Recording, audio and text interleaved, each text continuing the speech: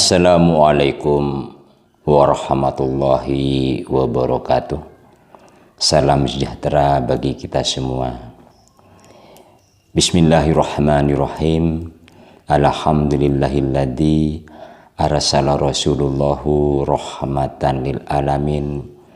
Wassalatu wassalam ala nabil amin imamil mujahidin. Sayyidina wa habibina wa maulana Muhammad wa ala alihi wa sahbihi ajma'in. Allahumma tariqal mustaqim tariqal anbiya wal mursalin. Allahumma ya musabbibal asbabi sabbib. Amma ba'd. Saudaraku sebangsa dan setanah air yang dimuliakan oleh Allah Subhanahu wa taala, dari prosesi penciptaan serta upaya-upaya ibadah yang sudah dilakukan, begitu juga dengan saudara-saudara kita di luar Islam. Sekiranya setelah mengikuti, menyimak konten YouTube Kasabullah Voice, ada sisi guna dan manfaatnya, kemudian akan diterapkan dalam kehidupan sehari-hari, dengan senang hati kami mengapresiasi. Salam santun dari Lembaga Dzikir Istiqomah Kasabullah Indonesia. Dengan iringan doa, hari ini lebih baik dibanding hari kemarin, dan hari esok lebih baik dibanding hari ini. Amin ya rabbal alamin. Saudaraku sekalian yang berbahagia, dalam suasana bulan Syawal, perkenankan saya menyampaikan minal aidin wal faizin, mohon maaf lahir dan batin, utamanya kepada para subscriber, para followers, dan para clienter yang mungkin menunggu konten YouTube Kasabullah Voice lebih dari 1 tahun. Hal ini perlu dimaklumi bersama, karena kebetulan saya selaku tenaga pendidik pada salah satu SMA favorit di Kota Bangkalan, Madura, dan berkaitan dengan itu ada kebijakan dari pemerintah berupa PPKM, sehingga saya harus mengajar secara PJJ, secara virtual, secara online, yang mau tidak mau harus ada salah satu yang lebih diutamakan. Karena bagaimanapun seorang guru itu bertanggung jawab langsung kepada masa depan anak-anak kita agar berguna bagi agama, bangsa, dan negaranya. Pada masa pandemik, rupanya kita semua merasakan dampak-dampak yang ditimbulkan. Mereka yang awalnya punya pekerjaan, kemudian lepas begitu saja menjadi pengangguran. Mereka yang punya usaha-usaha cenderung dikatakan bangkrut. Dan sekarang ini kita merasakan semua betapa dahsyatnya dampak-dampak yang ditimbulkan akibat adanya pandemik COVID-19. Di antara sekian banyak manusia yang terdampak, ada yang mulai melakukan kegiatan-kegiatan, ada pula yang putus asa, dan banyak sekali mereka yang masih dalam kebingungan untuk mencari jalan keluar pasca pandemi COVID-19.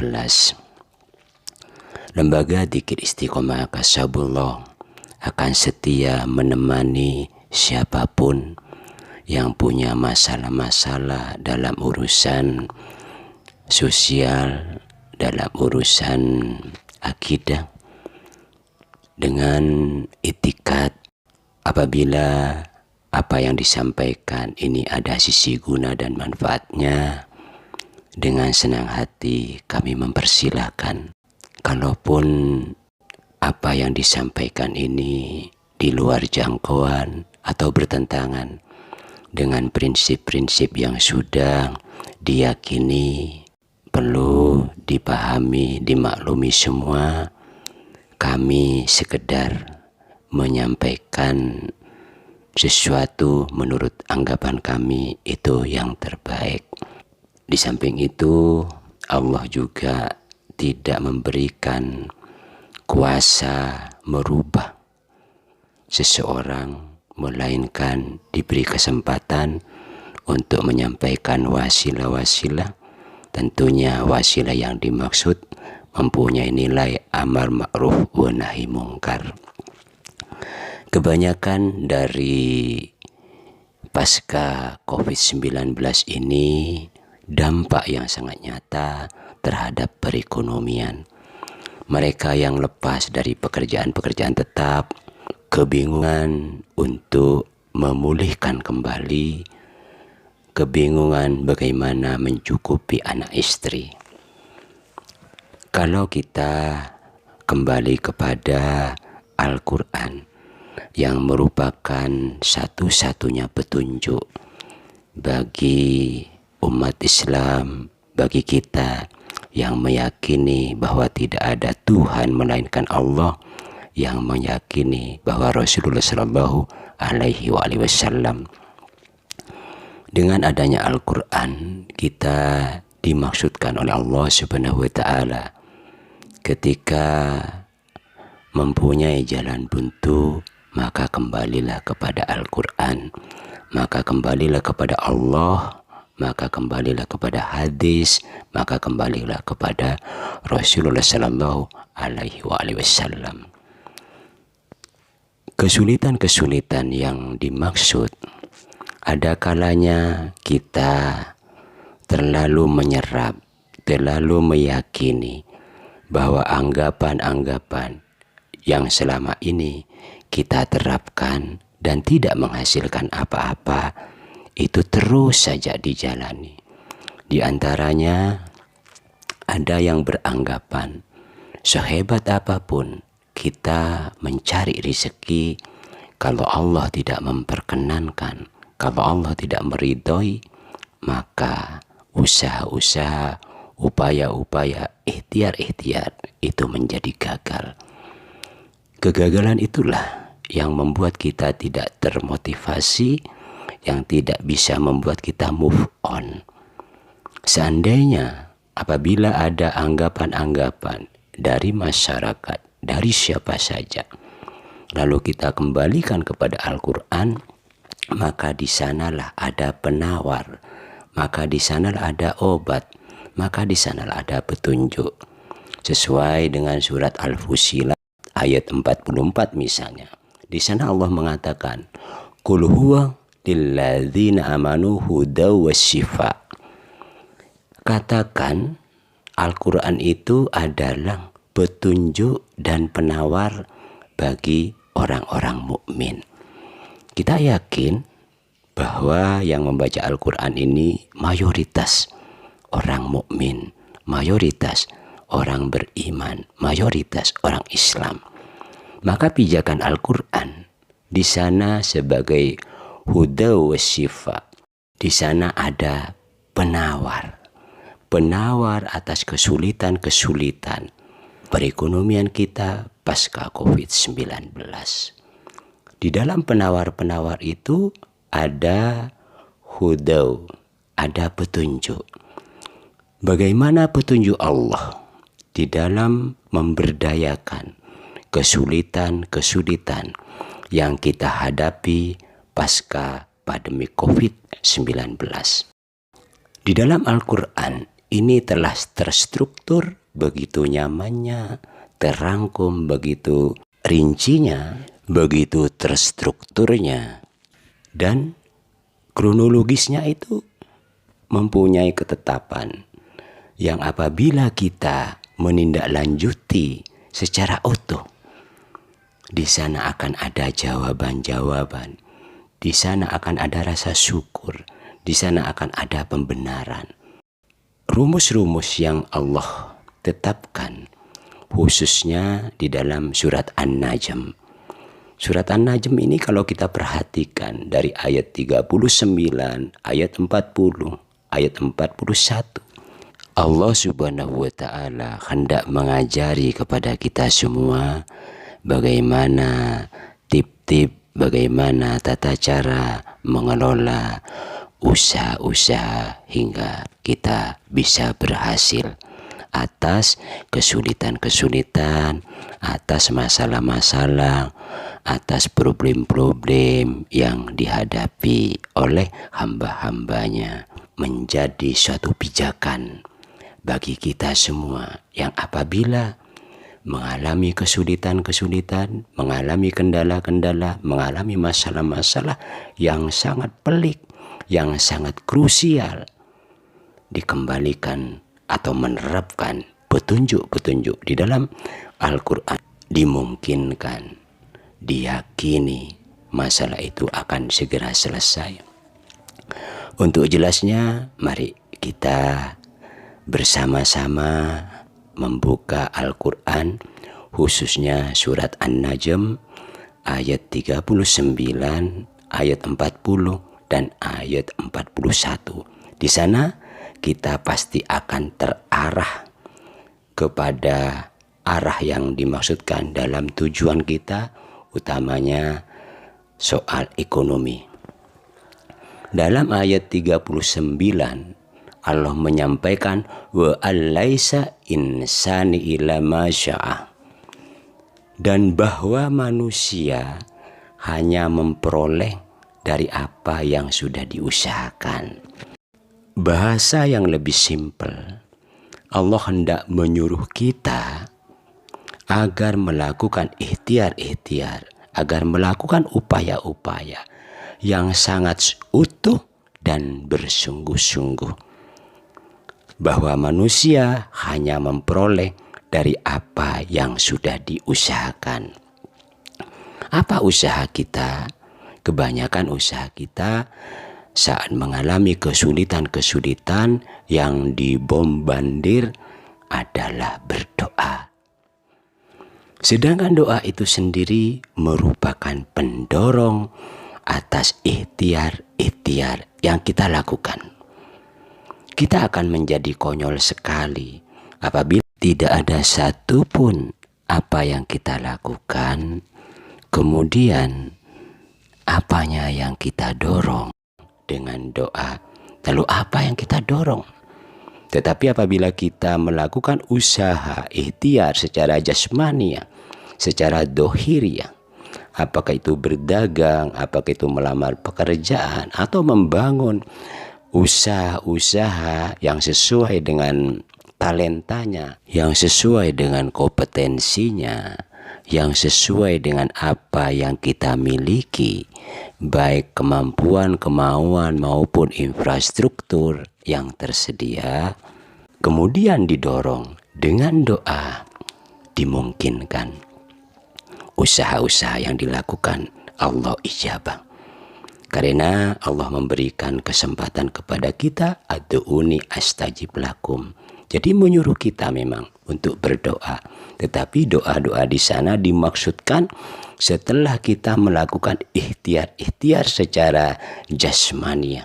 Kemudian atas diri yang tidak punya kuasa ini, la haula wala quwata illa billahil aliyil azim, kemudian mohon diijabah, dikabulkan oleh Allah Subhanahu wa Ta'ala. Dilanjutkan kepada ayat 40, masih di dalam surat An-Najm. Wa anna sayahu sawfa yura, dan sesungguhnya usahanya itu kelak akan diperlihatkan kepadanya. Maksudnya di sini usahanya itu akan diperlihatkan apabila kita di dalam membangun usaha, di dalam memulihkan perekonomian yang terpuruk, yang paceklik, usahanya itu setengah-setengah, maka hasil yang akan Allah tunjukkan kepada kita juga akan memperoleh nilai hasil yang setengah-setengah. Dan apabila kita mempunyai suatu obsesi semangat yang sangat tinggi Allah juga akan memberikan, akan menunjukkan kepada kita hasil usaha itu secara penuh. Namun di sini tidak hanya sebatas membalikkan telapak tangan, usaha yang semangat seperti apa, usaha yang bersungguh-sungguh seperti apa.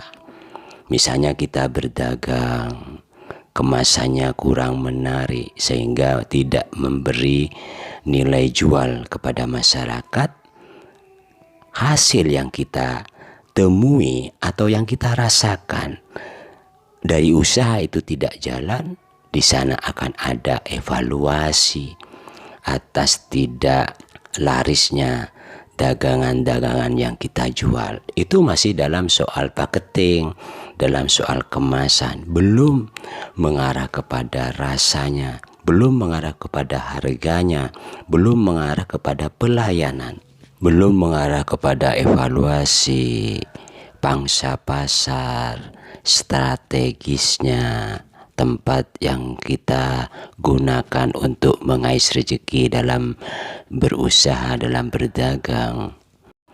Jadi ketika kita usaha, maka dalam usaha itu sambil lalu dimuhasabai, sambil lalu diintrospeksi, sambil lalu dievaluasi, sambil lalu dianalisa, kalau perlu ya mengundang konsultan, monitor perkembangan-perkembangan, kemajuan-kemajuan atas usaha-usaha yang kita lakukan.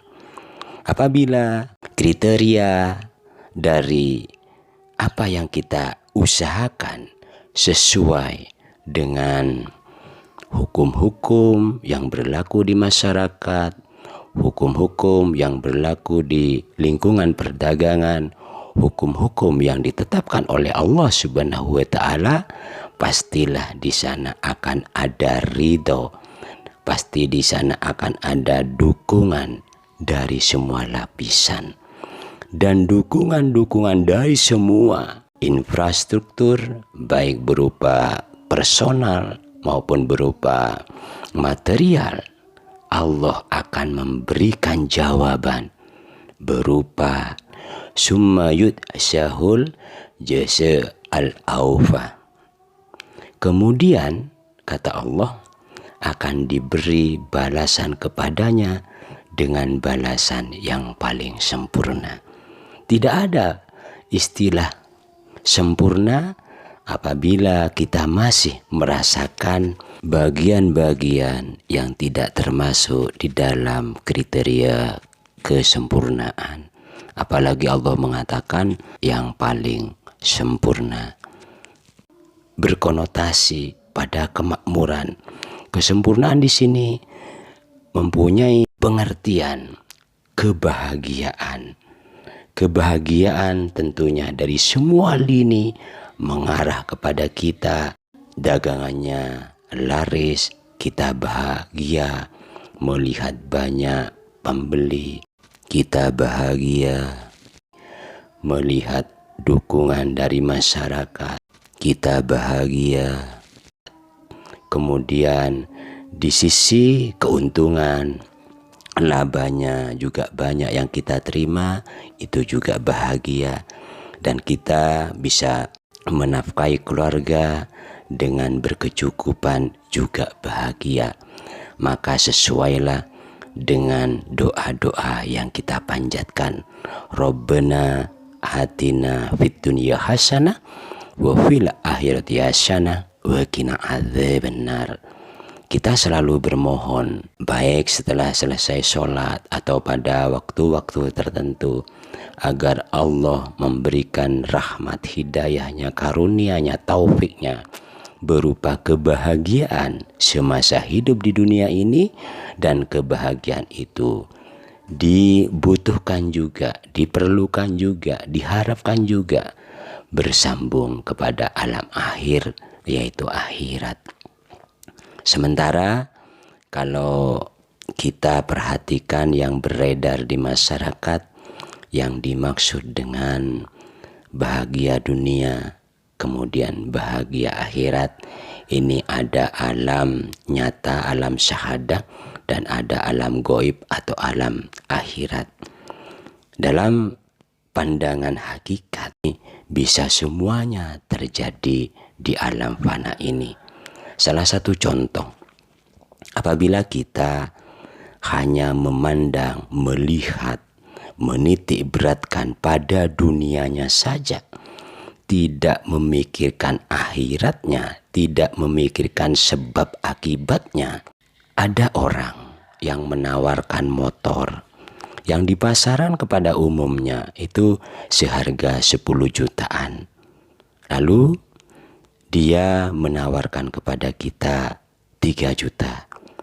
Maka nilai-nilai keuntungan di dunia ini, apabila tidak dipikirkan endingnya, apabila tidak dipikirkan akhiratnya, pastilah kita celaka. Di sana dibutuhkan tafakkur, di sana dibutuhkan petunjuk, di sana dibutuhkan analisa. Bagaimana motor ini bisa seharga 3 juta, sedangkan di tempat umum itu harganya 10 jutaan. Jangan-jangan motor ini hasil curian.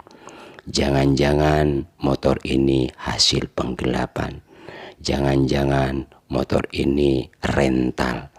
Inilah yang dimaksud memikirkan akhiratnya atau memikirkan akibat-akibat yang disebabkan apabila tidak teliti, apabila gegabah, apabila gerusa-gerusu di dalam menghadapi apa yang hanya dititik beratkan kepada nilai-nilai keuntungan di dunia saja tanpa memikirkan akhiratnya.